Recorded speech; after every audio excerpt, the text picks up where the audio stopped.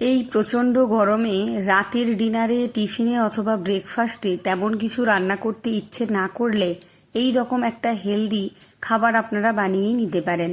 যেমন বানানো সহজ, তেমনি খেতে হয় দুর্দান্ত টেস্টি। ছোট বড় বাচ্চা প্রত্যেকের ভীষণ ভালো লাগবে। একবার অবশ্যই এরকম একটা রেসিপি বানিয়ে খেয়ে আমাকে কমেন্ট করে জানিয়ে যাবেন। তাহলে চলুন শুরু করি আজকের রেসিপি। নমস্কার বন্ধুরা, কেমন আছেন সবাই? ভালো তো? পাপিয়ার ঘরোয়া রান্না চ্যানেলটিতে সকলকে জানাই স্বাগত। রেসিপিটা তৈরি করার জন্য প্রথমেই আমি এই কাপ মেপে হাফ কাপ সুজি আর হাফ কাপ জল নিয়েছি। মানে যতটা সুজি নিতে হবে ঠিক ততটাই জল নিতে হবে। যে কোনো বাটি বা কাপের মাপ করে আপনারা নিয়ে নেবেন। এর মধ্যে নুনও দিতে হবে না, দইও দিতে হবে না, আর দুধও দিতে হবে না। এইভাবে শুধু জল দিয়ে একটু মিশিয়ে নিন।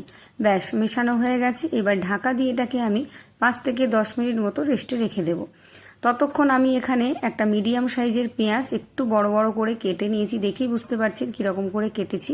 খুব বেশি বড়ও নয় আর খুব বেশি মিহিও নয়। এবার অন্য একটা বাটিতে আমি পেঁয়াজটা নিয়ে নিলাম। দিয়ে দিলাম সামান্য কিছুটা শুকনো লঙ্কার গুঁড়ো, দিয়ে দিলাম আন্দাজ করে নুন, আর দিয়ে দিলাম হাফ চা চামচ মতো ভাজা জিরের গুঁড়ো, আর দিয়ে দিচ্ছি হাফ চামচ চাট মশলা। এটা যদি হাতের কাছে না থাকে তাহলে একটু আমচুর পাউডারও দিতে পারেন, তবে এটা অবশ্যই দেবেন, খেতে ভীষণ ভালো হবে। এবারে বেশ কিছুটা ধনেপাতা কুচি আমি নিয়েছি, সেখান থেকে বেশিরভাগটা দিলাম আর অল্পটা রেখে দিলাম। এটা পরে ব্যবহার করব। এবার সব কিছুকে ভালো করে আমি একটু মিশিয়ে নিচ্ছি। এইভাবে আগে থেকে কিন্তু পেঁয়াজটাকে রেডি করে রেখে দেবেন। যারা আমার ভিডিও দেখা শুরু করেছেন একটা লাইক দিয়ে কন্টিনিউ করুন, একদম স্কিপ করবেন না, তাহলে অনেক কিছু মিস করে যাবেন। পুরো ভিডিও দেখুন, দেখবেন আপনাদের ভীষণ ভালো লাগবে। ওটা রেডি হয়ে গেছে, একদিকে রেখে দিলাম। এবারে যে সুজিটা আমি ভিজিয়ে রেখেছিলাম সেটা নিয়ে নিলাম ঢাকা খুলে। দেখুন জলটা একদম শুকনো হয়ে গেছে, আর সুজিটাও কিন্তু খুব ভালোভাবে নরম হয়ে গেছে। দেখিয়ে দিচ্ছি, দেখুন একদম নরম হয়ে গেছে সুজিটা, আর একটুও জল নেই, শুকনো হয়ে গেছে। এবার আমি এর মধ্যে দিয়ে দিচ্ছি 1 কাপ মাপের আটা, যেটা আমরা বাড়িতে সচরাচর রুটি করে থাকি। আপনারা চাইলে এখানে আটা ময়দা মিশিয়েও নিতে পারেন, তবে এটা একদম হেলদি টেস্টি করে বানাচ্ছি, তাই আটা দিয়ে খুব কম উপকরণ দিয়ে আমি তৈরি করে নিচ্ছি। বাড়িতে থাকা কয়েকটা জিনিস দিয়েই তৈরি হয়ে যাবে, একদম অল্প তেলে আর খুব অল্প মশলাতে। আমি যে কাপের মাপ করে আটা নিয়েছি সেই কাপের মাপ করে 1 কাপ জল নিয়েছি, তবে পুরো জলটা কিন্তু একসাথে দিলাম না, অল্প অল্প করে দিয়ে ভালো করে মিশিয়ে নেব, যাতে এতে কোনো লাম্পস বা দলা ভাব না থাকে। অল্প অল্প করে জল দিলে একটু এইভাবে নাড়াচাড়া করলে সুন্দরভাবে কিন্তু এটা মিশে যাবে। আর এইভাবে একটু ফেটিয়ে নেবে, তাহলে বেশ ফ্লফি হবে। দেখুন কতটা সুন্দরভাবে ফেটিয়ে নিয়েছি, আর ঘনত্বটা নিশ্চয়ই দেখে বুঝতে পারছেন। এবার চলুন এর মধ্যে কয়েকটা জিনিস আমি দিয়ে নিই। এখানে 1 মুঠো মতো ক্যাপসিকাম আমি একদম ছোট ছোট করে কুচি করে নিয়েছি। একটা মিডিয়াম সাইজের ক্যাপসিকামের 4 ভাগের 1 ভাগ দিয়েছি। একটা ছোট মাপের টমেটো কুচি দিলাম, আর সামান্য কিছুটা বিট একদম মিহি করে, ঝিরিঝিরি করে বা পাতলা পাতলা করে, যেটাই বলেন না কেন, সেইভাবে কুচি করে নিয়েছি। এখানে আপনাদের পছন্দ মতো সবজি কিন্তু আপনারা দিয়ে নিতে পারেন। দিয়ে দিলাম 3 থেকে 4টে কাঁচা লঙ্কা কুচি, আর যে ধনেপাতাটা আমি আলাদা করে রেখেছিলাম সেটা এখানে দিয়ে দিলাম। সব কিছুকে একটু ভালো করে মিশিয়ে নেব। যদি আপনাদের এখানে বিট বা যে কোনো সবজি পছন্দ না হয় সেটা বাদ দিতে পারেন, তার বদলে গাজর, বাঁধাকপি, বিনস, যেটা আপনাদের পছন্দ হবে সেটা দিয়ে নিতে পারেন। তবে যেই সবজিই দেন না কেন একদম অল্প পরিমাণে দেবেন। খুব ভালো করে মিশিয়ে নিতে হবে। একটা লাইক দেওয়ার পর দেখবেন একটা হাইপ অপশান আসছে, একটা হাইপ করে দিন, আর আমাদের সুন্দর সুন্দর কমেন্ট করে একটু উৎসাহিত করুন নতুন নতুন রেসিপি আপনাদের সামনে উপহার দেওয়ার জন্য। এইভাবে কিন্তু অবশ্যই একবার বানিয়ে খেয়ে আমাকে কমেন্ট করে যাবেন, দেখবেন কতটা ভালো লাগবে। লাইক করবেন আর সবার মধ্যে একটুখানি শেয়ার করে দেবেন, যাতে তারাও এরকম নিত্য নতুন রেসিপি হেলদি ব্রেকফাস্ট, টিফিন বা ডিনারে বানিয়ে খেতে পারে। আমি এখানে অল্প কিছুটা পেঁয়াজ দিয়েছি, দিয়ে ভালো করে মিশিয়ে নিয়েছি। এবার দিয়ে দিলাম কিছুটা কাশ্মীরি লঙ্কার গুঁড়ো, হাফ চা চামচ মতো, আর হাফ চামচ দিয়ে দিলাম গরম মশলার গুঁড়ো, দিয়ে দিচ্ছি আমি 1 চা চামচ ধনের গুঁড়ো, আর দিয়ে দিচ্ছি এখানে আমি কিছুটা ভাজা জিরের গুঁড়ো, হাফ চা চামচ মতো। সব কিছুকে খুব ভালো করে একটু মিশিয়ে নিতে হবে। এই কটা মশলাতেই কিন্তু এই রেসিপিটা ভীষণ সুন্দরভাবে তৈরি হয়ে যাবে, আর কোনো কিছু মশলার প্রয়োজন নেই। খুব হেলদিভাবে তৈরি করে দেখাচ্ছি, এটা বানানোও যেমন ঝটপট, খেতেও সুন্দর। এবারে দিয়ে দিলাম এখানে আমি নুন। পুরো রেসিপি আন্দাজ করে এখানে নুন দিয়ে দিতে হবে, এরপরে আর আমি নুনের ব্যবহার করব না। আর দিয়ে দিচ্ছি আমি অল্প কিছুটা লেবুর রস। এটা দিলে ভীষণ চটপটা আর মুখরোচক হবে, খেতে ভীষণ ভালো লাগবে। 4-5খানা অনায়াসেই আপনারা খেয়ে নিতে পারবেন। বাচ্চারা যারা একটা খায় রুটি বা পরোটা, তারা কিন্তু আরামসে 2-3টে খেয়ে নিতে পারবে।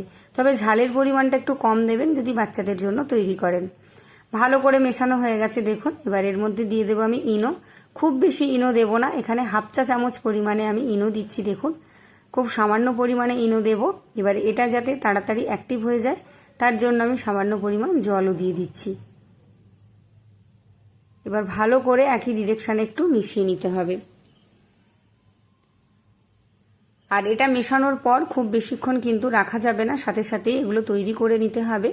একই ডিরেকশানে একটু সময় ধরে মিশিয়ে নিলেই হবে। আর দেখুন ঘনত্বটা কিন্তু এই রকম একটু ঘন ঘন রাখবেন, খুব বেশি পাতলা করতে যাবেন না। এবারে আমি একটা প্যান বসিয়ে দিয়েছি, সামান্য কিছুটা তেল একটু এইভাবে ব্রাশ করে দেব। চারিদিকটা খুব ভালো করে লাগিয়ে নিচ্ছি আর গ্যাসের আঁচটাকে কিন্তু একদম লোতে রেখেছি। এবার ভালো করে একটু মিশিয়ে নিয়ে এখানে আমি 2 হাতা ব্যাটার দিয়ে দেব। 2 হাতা ব্যাটার দেওয়ার পর এটাকে আমি আস্তে আস্তে করে একটু গোল করে নেব। এই সময় যদি আপনাদের মনে হয় যে একটু ঘন হয়ে গেছে, তাহলে সামান্য একটু জল দিয়ে আপনারা পাতলা করে নিতে পারেন। তবে প্রথমের দিকে খুব বেশি জল দিতে যাবেন না, একটা তৈরি করার পর তারপরেই দেবেন যদি প্রয়োজন হয়। ভালো করে একটু গোল করে নিচ্ছি। গ্যাসকে কিন্তু একদম লোতে রেখে এটা তৈরি করতে হবে, গ্যাস মিডিয়াম বা হাইতে একদম রাখবেন না। আপনারা প্যান ধরে একটু গড়িয়ে নিতে পারেন অথবা হাতা দিয়ে এইভাবে একটু গোল করে নিতে পারেন, খুব তাড়াতাড়ি হয়ে যাবে। যারা ইউটিউব থেকে দেখছেন, যদি ভিডিও ভালো লাগে অবশ্যই চ্যানেলটা সাবস্ক্রাইব করে পাশে থাকা বেল আইকনটি প্রেস করে অল করে দেবেন। সবার আগে আপনার কাছে আমার ভিডিও নোটিফিকেশন চলে যাবে। এবার যে পেঁয়াজের স্যালাডটা আমি তৈরি করে রেখেছিলাম সেখান থেকে অল্প কিছুটা নিয়ে ওপর থেকে এইভাবে একটু ছড়িয়ে দিতে হবে।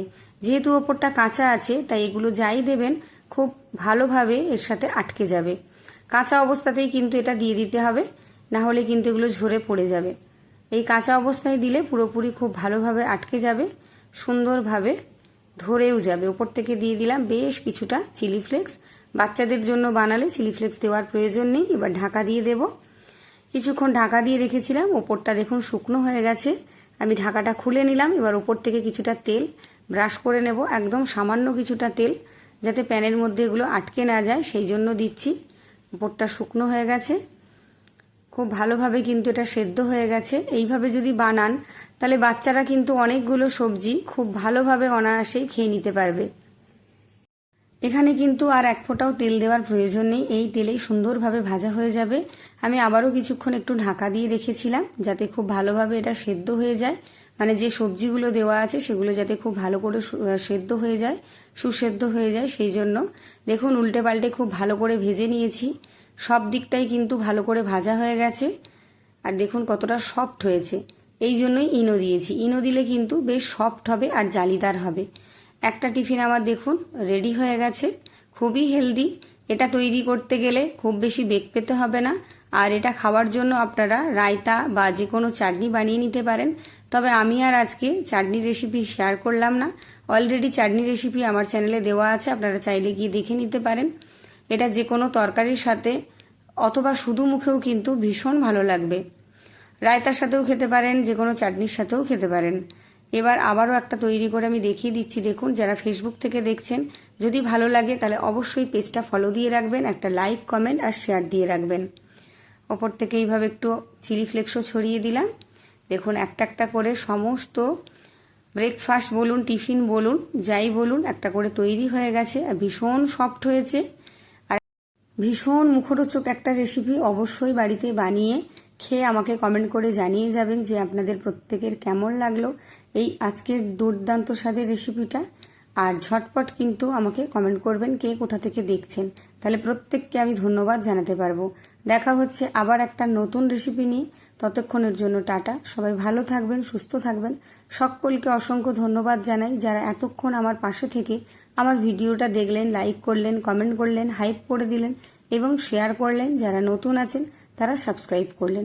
এইভাবে পাশে থাকুন। আজকের মতো টাটা, ভালো থাকবেন, সুস্থ থাকবেন, ধন্যবাদ।